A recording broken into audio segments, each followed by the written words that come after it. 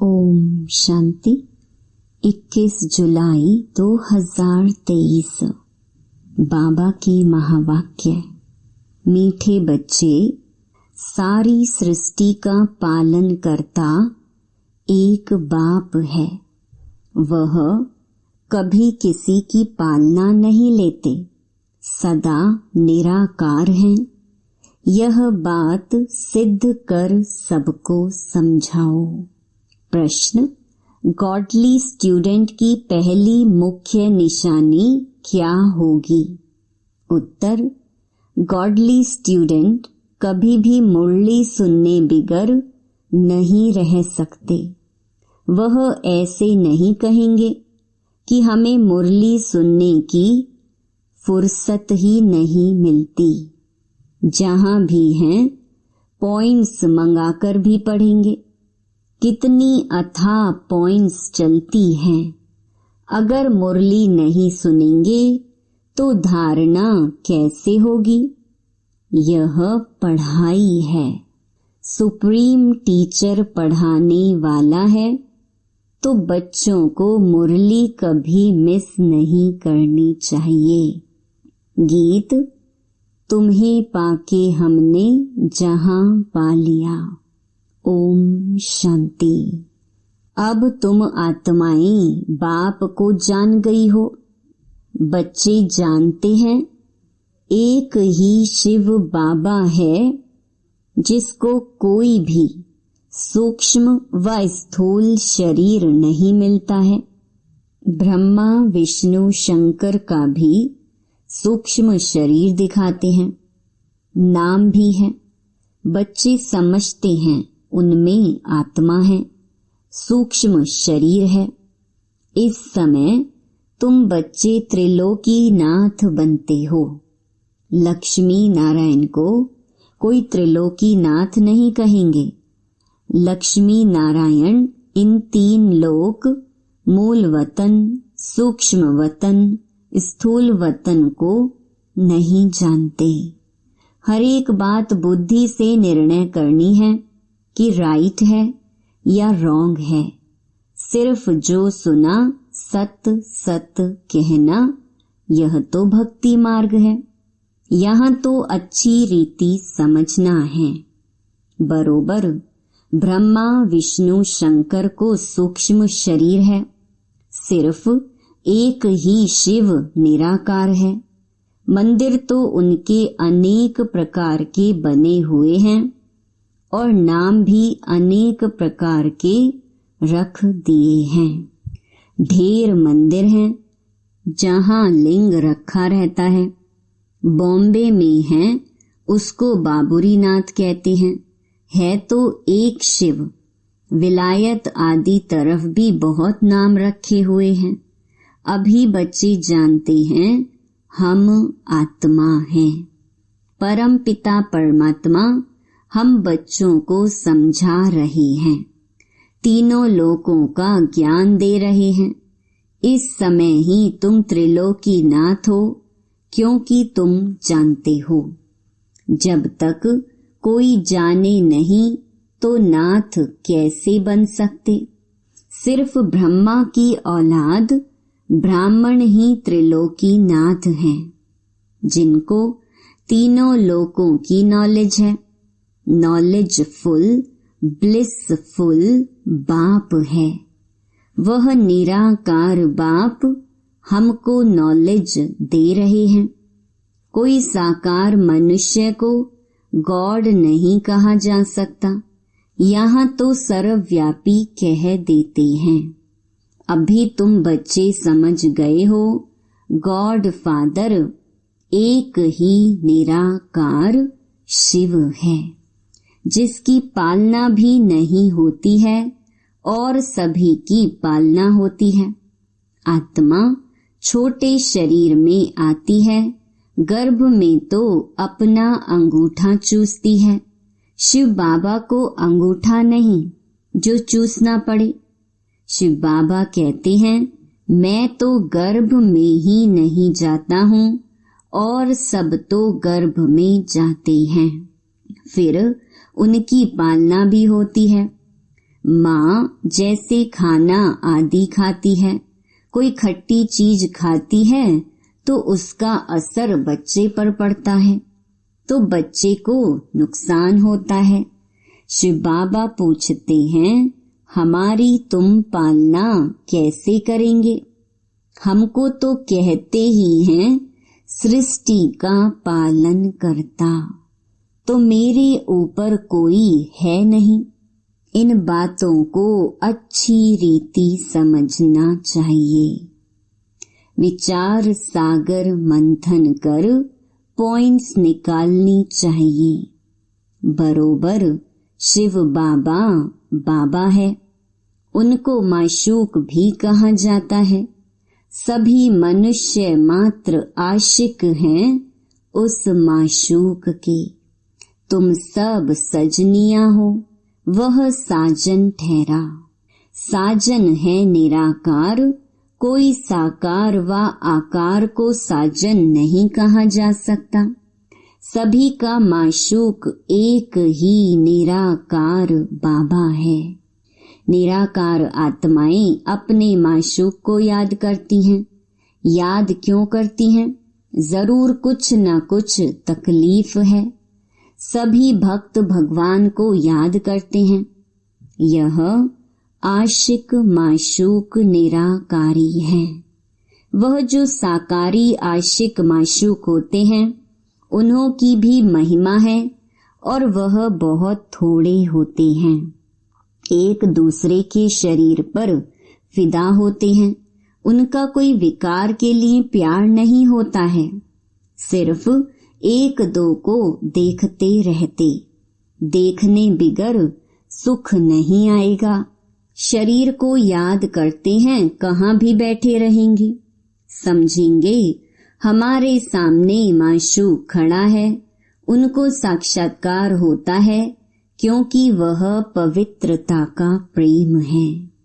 शरीर की भी शोभा होती है ना, विकार के लिए नहीं। एक दो को देख खुश होते हैं।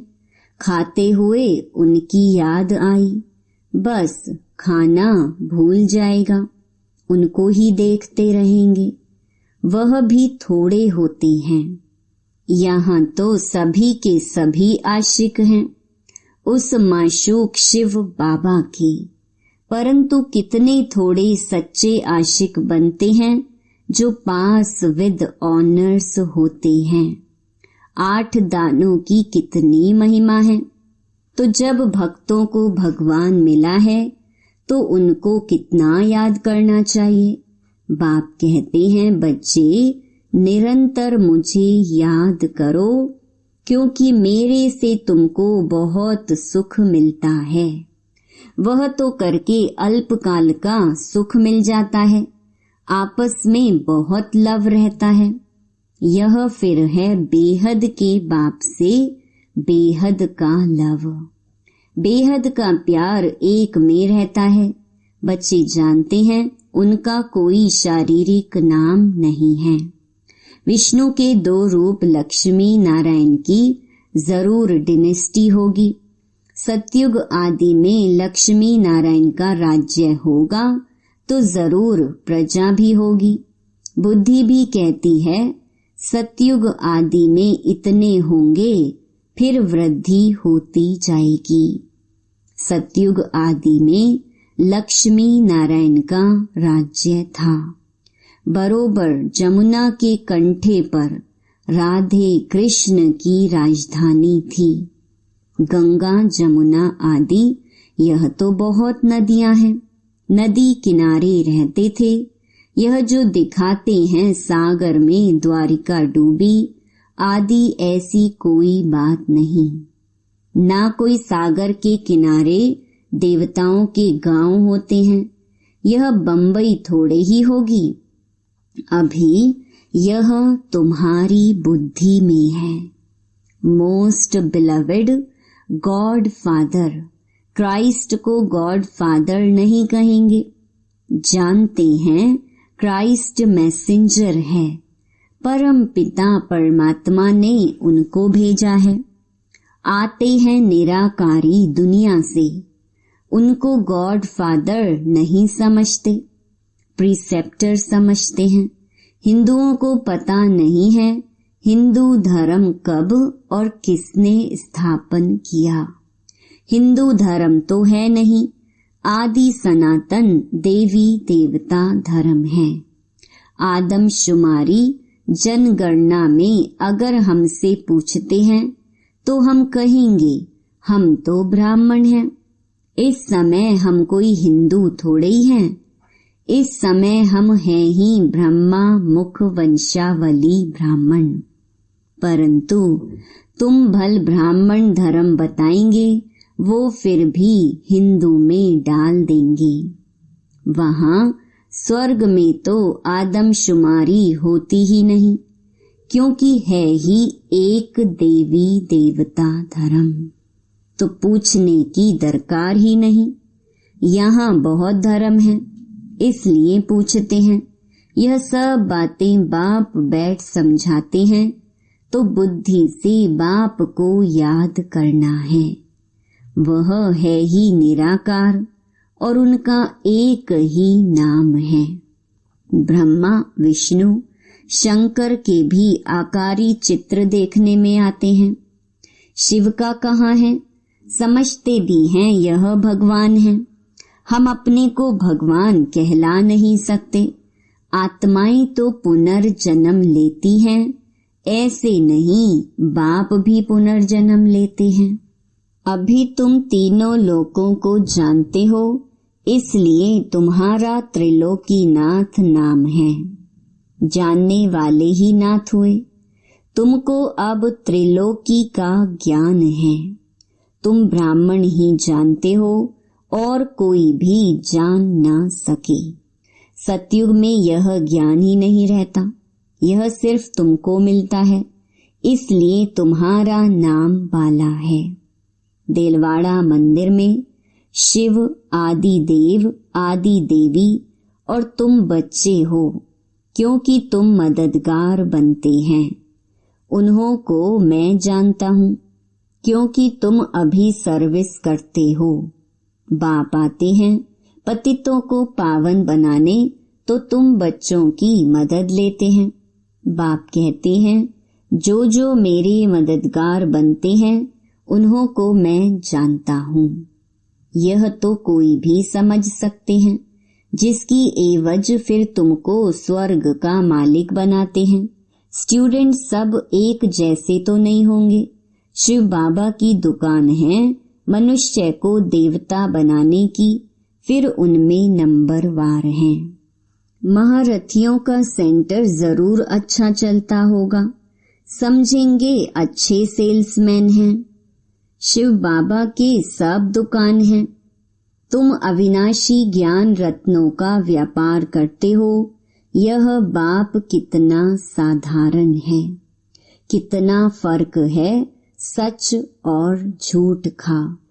सच बताने वाला तो एक ही बाप है, बाकी सब झूठ ही झूठ है। बड़े ते बड़ी झूठ जो श्रीमत देने वाले परम पिता परमात्मा को सर्वव्यापी कह देते हैं। आगे तो बेअंत कह देते थे रावण कौन है, कब से आए हैं, यह भी कोई नहीं जानते। रावण को वो लोग त्रेता में ले गए हैं, श्री कृष्ण को द्वापर में ले जाते हैं। सतयुग को जानते ही नहीं। राम सीता थे त्रेता में, वहाँ रावण की तो बात ही नहीं उठ सकती है। सब यहाँ की बातें हैं। यह तो एक गपोड़ा लगा दिया है। कोई को समझाओ तो फिर कह देते यह इन बीके की कल्पना है। अब बच्चों को समझाया गया है, पॉइंट्स निकलती हैं, वह धारण करनी है। जहाँ भी हो पॉइंट्स मंगाकर पढ़ना चाहिए, ऐसे नहीं कि फुर्सत नहीं है। अरे गॉडली स्टूडेंट कहे हमको फुर्सत नहीं तो उनको क्या कहेंगे? कोई को धारण कैसे करा सकेंगे? इतनी अथाह पॉइंट्स चलती हैं, वह अगर मुरली नहीं सुनेंगे अथवा नहीं पढ़ेंगे तो धारणा कैसे होगी। यह तो एजुकेशन है। सुप्रीम टीचर पढ़ाने वाला एक ही है। अगर मुरली नहीं सुनेंगे तो पॉइंट्स सुना कैसे सकेंगे। यह तो बच्चे समझते हैं बाप जन्म मरण रहित है, वह पुनर्जन्म नहीं लेते, परंतु उनकी जयंती मनाते हैं। यह तो शिव जयंती को भी खत्म करते जाते हैं। अब कौन बताए शिव का जन्म कैसे हुआ, क्या किया होगा। गीता में श्री कृष्ण का नाम डाला है, परंतु उसी रूप से तो आ न सके। श्री कृष्ण को वैकुंठ नाथ कहेंगे, त्रिलोकी नाथ नहीं। तो वैकुंठ अथवा स्वर्ग यहाँ ही था, श्री कृष्ण भी यहाँ था। राधे कृष्ण कोई भाई बहन नहीं थे, दोनों अलग अलग अपनी अपनी राजधानी में थे। बच्चों ने साक्षात्कार किया है कैसे स्वयंवर होते हैं। बाबा ने शुरू में तुमको बहुत बहलाया था, अकेले ही अंदर भट्ठी में पड़े थे, कोई मित्र संबंधी आदि से नहीं मिलते थे, तो बाबा ने बहुत दिखाया। फिर भी पिछाड़ी में तुम बहुत देखेंगे, समझेंगे हम जैसे वैकुंठ में बैठे हैं। अंत के समय मनुष्य हैरान होते हैं, बहुत आफतें आनी हैं। इनको कहा जाता है अति खूने नाहिक। दुनिया नहीं जानती, ऐसे भी नहीं वह गवर्नमेंट कोई मत लेगी। अभी तो सबका विनाश होना है। तुम अविनाशी बाप से अविनाशी पद पा रहे हो। भल प्रजा में आए तो भी अहो सौभाग्य। वहाँ सुख ही सुख है, यहाँ है दुख ही दुख। अब बाप पढ़ाने आए हैं तो पढ़ना भी चाहिए ना। भल काम है, हथ कार्डे दिल यार्डे। बुद्धि योग बाप के साथ लगा हुआ हो, गृहस्थ व्यवहार में रहते हुए याद उनको करना है। अरे बाप स्वर्ग का मालिक बनाते हैं, क्या समझते हो। 21 जन्म राजाई करते हो, कोई फिक्र की बात नहीं। यहाँ तो देखो मनुष्यों को कितना फिक्र रहता है, वहाँ फिक्र होता नहीं। तुम वहाँ प्रारब्ध भोगते हो, परंतु वहाँ यह भी पता नहीं पड़ेगा। यह नॉलेज तुमको अभी है कि हम अविनाशी बाप से वर्षा ले रहे हैं, फिर ऑटोमेटिकली हम राजधानी का वर्षा लेते रहेंगे। ऐसे नहीं कि दान पुण्य करने से राजा बनेंगे, नहीं।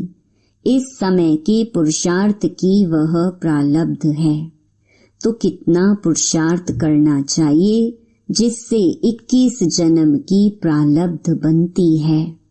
वहाँ पुरुषार्थ प्रारब्ध की बात होती नहीं, वहाँ कोई अप्राप्त वस्तु ही नहीं जिसके लिए पुरुषार्थ करना पड़े।